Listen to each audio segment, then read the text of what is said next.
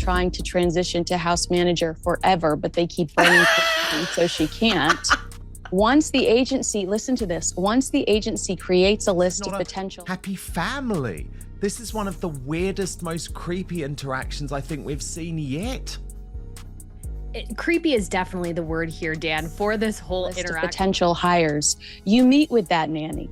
Then you have to meet with another one of Meghan's assistants. These are two separate auditions. Interviews, but auditions.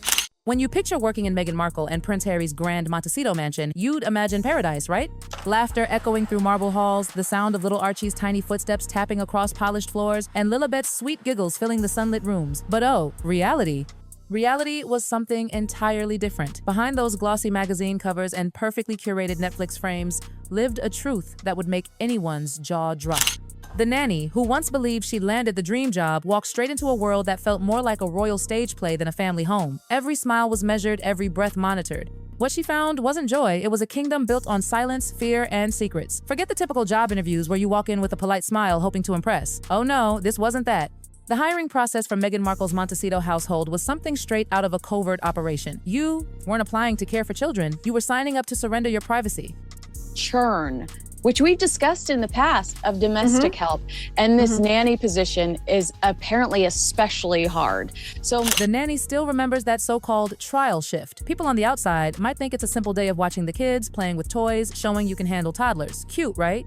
But not in this house. Inside Montecito's walls, that trial was an audition and not a casual one. Hidden cameras watched your every move, every glance, every breath. One wrong expression, one pause, one misplaced smile, and you were done. Every action was recorded, analyzed, judged. Smile too wide? Wrong. Laugh too much? Wrong. Take a breath too long? Still wrong. It was less of a home interview and more of a psychological test, as if you were being screened for entry into a royal cult of control. And here's where things take a turn from bizarre to downright theatrical. There was one rule no one dared to say out loud: you couldn't be too attractive. No glossy hair, no stunning looks, no eye-catching clothes. The goal was simple: blend in, fade into the walls, become invisible. The idea was to hire someone so ordinary that even a camera would forget you were there. Imagine being told your job security depended on being forgettable. That was the unspoken law inside Meghan and Harry's mansion: stay plain or stay unemployed. My back perhaps got it somehow into the hands of my producers because they mocked this thing up in Nerve style. So it's, And when you think about it, it's petty. It's shallow, but in this world of image management, it made perfect sense. A high-profile couple that built their empire on control couldn't risk a staff member stealing even a flicker of the spotlight. And make no mistake, this wasn't gossip whispered in dark corners. No staff members confirmed, it was made crystal clear during hiring. If you accidentally drew attention to yourself, if you so much as disrupted Meghan's spotlight, you were out, instantly. It wasn't jealousy, it was dominance, pure, calculated control. Inside those mansion gates, perfection wasn't encouraged, it was enforced. Every applicant quickly learned being competent wasn't enough. You had to be invisible. If anyone remembered your face, your laugh, your name, that alone could get you dismissed. In Meghan's Hollywood meets royalty world, memorable people were a liability. Description, and then you tell me, Kinsey, your thoughts. This is your scoop, by the way. This is amazing. This is part of the ad. This is an extraordinary opportunity for a nanny. And then came the rules that hit like a hammer. Forget your regular job hours, forget weekends off, forget texting your family or sharing a laugh with a friend. Your phone confiscated at the gate. Your bag searched. Your privacy gone. If you had kids of your own, forget about them. This job demanded complete submission. You didn't just work there, you belonged there. Every second of your life revolved around their schedule, their mood, their narrative. It was less employment, more imprisonment wrapped in designer curtains and Instagram filters. She'd worked for celebrities before, some demanding, some eccentric, but nothing prepared her for this. Privacy wasn't just valued, it was weaponized. Obedience was worshipped. And freedom? That was a distant dream. Breakfast, lunch, dinner, everything was under surveillance. The staff were actors in a show that they didn't even realize was being filmed. Every moment of daily life felt like being trapped in a movie you never auditioned for. Might not actually ever see my children. You know, somebody else might be doing all the heavy lifting. But here, according to my source, the current nanny, because every trivial thing, handing a towel to the chef, organizing a closet, making small talk, was monitored and critiqued. One wrong tone, one misplaced sigh, and you were suddenly labeled problematic. The staff's birthdays passed in silence, unacknowledged. The nanny herself turned 44, surrounded by cameras, not people. This wasn't employment. It was a recruitment into surrender. Your individuality erased, your emotions muted, your thoughts rendered useless unless they served Meghan's brand. Every aspect of life there existed to feed one image: The perfect family the world wanted to see. This nanny's been trying to get out of the gig for 5 years, about as long as she's had it, allegedly. I love this notion that a woman who's just given birth to a newborn is going to take on the easier job of managing the entire household. That makes a lot of sense, Meghan. Thirdly, go ahead. Just one thing. I picture the search for a nanny as like... And the cruelest part, the staff never knew they bed. Were extras in a global performance. Their exhaustion, their silence, their fear, all invisible behind the curtain of the Sussex's perfect illusion. It was an empire built on deception, and the world bought every frame. But here's where the story turns dark and honestly unbelievable.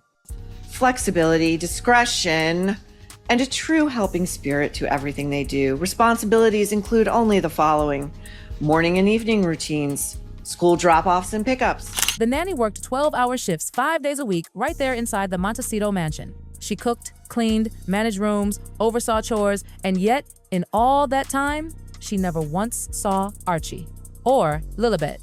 Not once. Not a tiny hand waving from the hallway. Not a child's laugh echoing through the air. Nothing. Silence. At first, she brushed it off. Maybe privacy rules? Maybe nap time? But as weeks turned into months, the eerie emptiness became haunting. The nursery? Empty. The playroom? Spotless. No toys out of place, no crayons scattered, no fingerprints on windows. The entire house felt like a museum, not a home. Even the staff began to whisper, "Where are the children?" Some shrugged nervously. Others laughed it off. But deep down, they all knew something didn't add up. You could hear the sound of the gardener outside, the chef humming in the kitchen, but never, not once, the laughter of a child. It was like taking care of ghosts. The mansion, though huge and beautiful, carried an eerie stillness, a lifeless luxury, and yet outside those gates, the world saw the opposite. The internet was filled with smiling family photos, Meghan and Harry posing with their kids, magazine covers painting them as picture-perfect parents. The shock of it all left her sleepless. How could a home so vast, with gardens large enough for playgrounds and pools perfect for summer fun, feel so lifeless? The world believed those walls held joy and laughter. But to those inside, they were tomb quiet. When the Netflix scenes of Archie and Lilibet appeared running, smiling, playing, the nanny nearly dropped her drink. She had never seen them, not once. It hit her like ice. Those children on screen were part of a story, not her reality. Every detail in the film was crafted for emotion. The cozy breakfasts, the tender hugs, the sunset strolls, but none of it matched what she had witnessed in real time. Her heart twisted. She wasn't watching a documentary, she was watching a production polished to perfection. And it didn't end there. The more she remembered, the more chilling the truth became.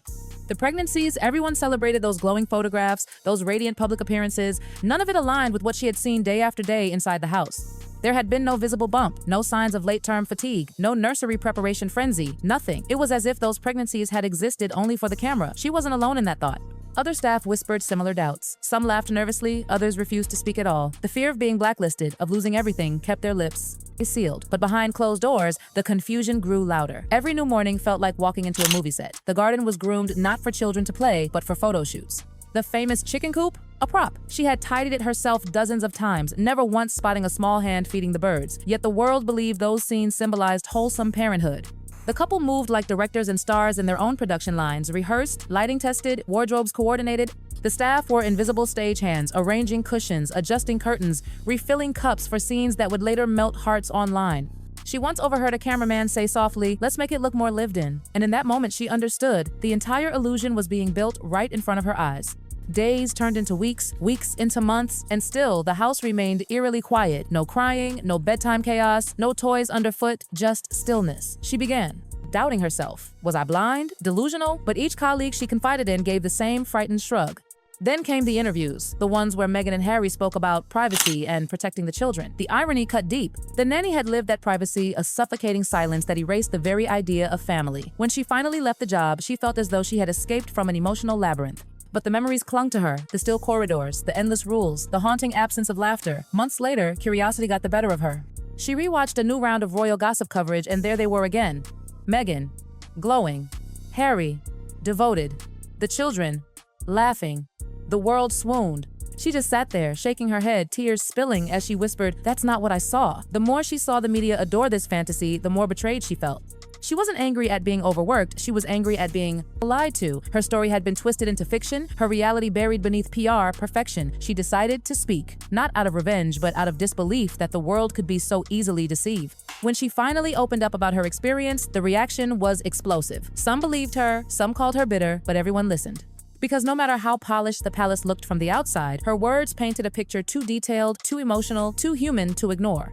She described how every entrance to the mansion felt like airport security. Metal detectors, ID checks, confiscations, even the longest-serving employees were searched daily. The message was clear: trust no one. Each hallway gleamed like a film set. Each room smelled faintly of fresh paint and anxiety. She'd seen staff come and go, people who simply vanished after one wrong look. The place wasn't built for love. It was built for image.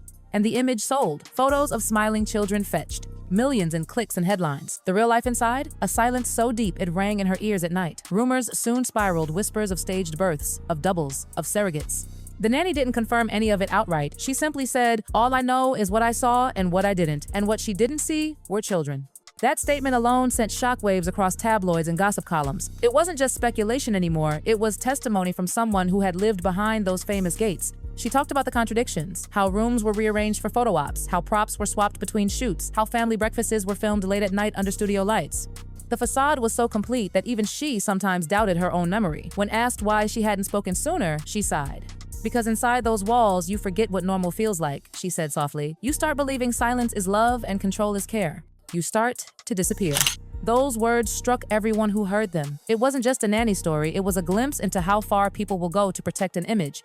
She ended her account with one chilling reflection: if we never saw the children, maybe the world never truly did either. Since then, the debate has only grown louder. Supporters call the rumors cruel, insisting Meghan and Harry deserve privacy. Critics call it the greatest performance of modern celebrity. But for the nanny who lived it, the truth is personal and painful. She left the mansion behind, but the memories followed her. The sound of footsteps that never came, the laughter that never echoed, the illusion that fooled millions but broke her spirit. Even now, when she closes her eyes, she can see it: the immaculate halls, the gardens without laughter, the chicken coop without children. Everything perfect, everything empty. And maybe that's the real tragedy of Montecito, a house built for love but ruled by control. A story written for cameras, not for hearts. And a nanny who thought she was joining a family only to discover she was part of a show. The world may never know what truly happened behind those gates, but one woman does. And her tears, her words, and her pain remind us that behind every glamorous fairy tale, there might just be a ghost story waiting to be told.